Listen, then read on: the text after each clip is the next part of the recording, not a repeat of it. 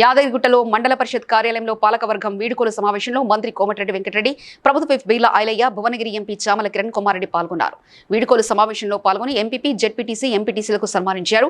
అంతకుముందు దొడ్డి కొమరయ్య వర్ధంతి, అల్లూరి సీతారామరాజు జయంతి, స్వామి వివేకానంద వర్ధంతి సందర్భంగా వారి చిత్రపటాలకు పూలమాలలు వేసి ఘనంగా నివాళులర్పించారు.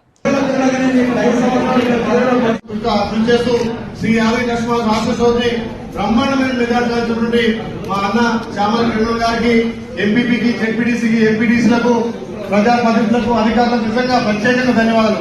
ఈ 5 సంవత్సరాలు నిధులున్నా లేకున్నా బాధ్యతగా ప్రభుత్వానికి, ప్రజలకు మంచిగా వారధిగా చేసి సంక్షేమ పథకాలన్నీ సహకారంతో ఖచ్చితంగా ఆలయాన్ని అన్ని విధాలా అభివృద్ధి చేద్దామని తెలియజేస్తూ, ఏదైతే నమ్మకంతో మీ బిడ్డగా నన్ను గెలిపించారో అదే విధంగా మీ పెద్ద బిడ్డగా చామలను గెలిపించారో అందరి నాయకత్వాన, కోమటిరెడ్డి వెంకటరెడ్డి గారి నాయకత్వాన ఆలయాన్ని అన్ని విధాలు అభివృద్ధి చేద్దామని తెలియజేస్తూ మీరు ఖచ్చితంగా మన మంత్రి గారు రావడం నిజంగా చాలా సంతోషం.